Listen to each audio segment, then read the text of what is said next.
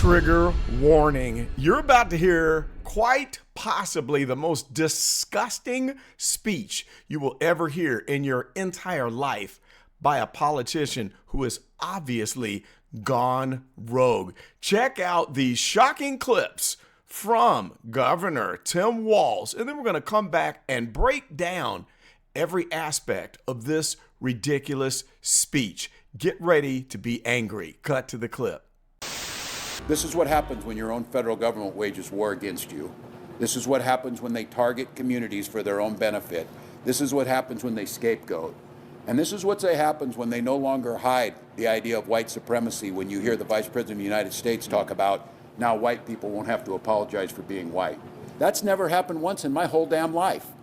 And I think everybody in this room knows what they're doing.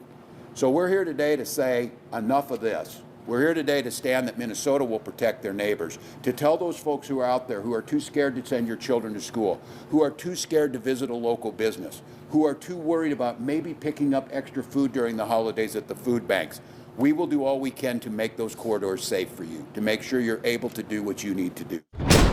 So to date, we might have seen about $8 to $9 billion be stolen by a very small community, the Somali community, within the Minnesota area, where this money goes overseas to Somalia, to China, possibly to terrorist organizations and nefarious individuals, where we even witnessed people packing suitcases stuffed full of cash, which I don't know how the TSA even allowed people to board an airplane with a briefcase full of cash.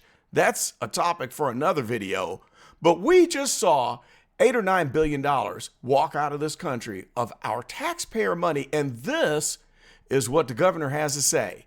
They're waging war against you, meaning the people of Minnesota. The federal government is waging a war against you for taking $8 billion out of the country. How ridiculous can you be? I've never heard anything more ridiculous than that could be called gaslighting. In fact, we can't call it gaslighting. We would have to call that atom bomb lighting, because that's the worst gaslighting I have ever heard.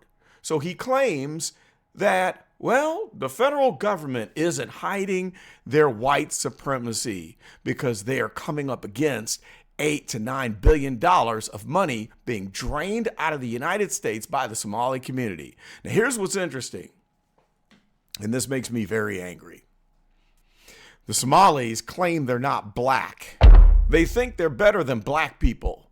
I'm an FBA, Foundational Black American. I was birthed from slavery generations ago here in the United States. This is my country. This is my people. What we are was created, made in the USA. And these Somali people, a lot of them who are darker skinned than I am, they claim, oh, we're not black. They get really indignant when you dare call them black. But they're the first ones to jump on the racism bandwagon whenever they get caught with their hands in the cookie jar. And then this idiot of a governor has the gall to come out and say that the people who are calling them out, it's because they're white supremacists. Please explain that to me. You're a white supremacist if you're coming up against a group of people that claim they're better than black people and get incensed when you dare compare them to the black community here in the United States, unless they're calling you out for being racist. Then they're going to be black. But elsewise, oh no, we are not black people. Just because our skin is dark, we are not black people. We are Arab people from Eastern Africa, and we are Muslims. That's what they are. So that really gets my goat when I hear Governor Tim Walz blame this on white supremacy. And then he has the nerve to say, enough of this. Enough of what? Enough of your state ripping us off and stealing our money, the hardworking people who have a conscience, hardworking people who abide by the law, hardworking people who think that the way to live is to produce to provide a good or a service and to earn a living rather than stealing money for other people. So enough of that? Really, Governor Walz? Wow, that's interesting. And so what really takes the cake is his nerve to pretend that the Somalis are the victims. Did you hear what he said? We will protect our neighbors because, hey, they need to pick up a little extra food at the food bank during Christmas time. Now, first of all, they don't celebrate Christmas. They're Muslims. Second of all, why do you need food from the food bank when you're stealing $9 billion of taxpayer money with all of your scams, when 80+% of your people are on welfare and getting SNAP benefits? Why do you need food from the food bank? Can you show me one starving Somali in Minnesota that needs food from the food bank? How ridiculous. But anyway, let's get to the second half of this clip because this one takes the cake. And I've got to set it up. I got to set it up properly, and then we're going to just respond to the icing on the cake that he provided, which is the most ridiculous statement he has made to date. And this one makes me think this guy needs to be thrown in the slammer, and they need to lose the key. Cut to the clip. We hear rumors, we hear suggestions of things, because that's how they operate, that there will be an increased presence. I would tell you, if I were a betting person, they will do it over these holiday seasons because it makes it especially cruel. It makes it especially mean-spirited. It makes it especially traumatizing for communities that wish to gather and to celebrate in their faith on these most important of the high holidays in all of our faiths. So I would fully expect, and we are preparing for, an influx of more agents, more of the very visible public theatrics of the raids, of the harassments. And you got faith leaders here. I would not put it past this administration to target midnight mass services amongst folks going to worship, because that's who they are. So let me get this straight. You steal $8 billion, but we're the bad people. And while they're stealing all of this money where they don't even celebrate Christmas, well, now it's a travesty and we're being cruel by cracking down on these Muslim people during the Christmas holiday. Really.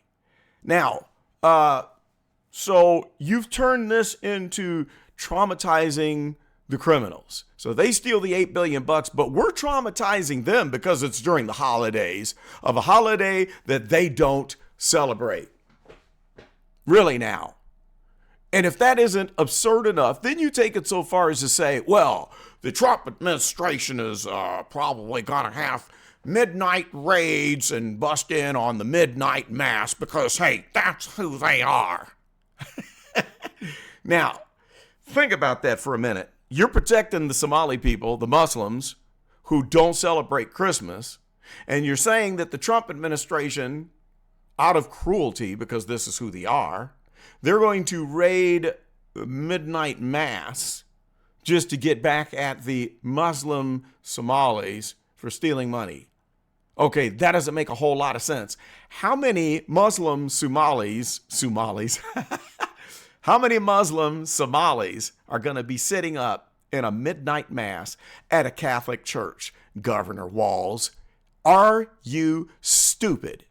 But hey, I guess you got to go to ridiculous measures when you're connected to the people that you hooked up that just drained the country of $8 or $9 billion. It's time to lock this guy up and throw away the key. Post it in the comments and tell me, have you ever heard anything as ridiculous as what you heard in this speech? And is it not hideously obvious that this is 100% a cover-up, that Tim Walz is most likely involved? Yeah, I'm saying that. I think that anytime you see corruption, when you see this level of stealing, and even a small level, kickbacks are involved. So if they were giving kickbacks to the families for lying about sending their students to these daycare centers, for lying about signing up their so-called autistic kids for services, even though they didn't exist, what makes you think that the politicians who turned a blind eye and punished the whistleblowers. They turned a blind eye to all of the theft. What makes you think that they didn't have an incentive to do so? Let me know your thoughts. I'll be curious to hear about it. Like and subscribe. Hit it right now so this video will get out there. I'm pretty angry about this, and I'm going to have to stop right here. That's all I got for this one. See you soon.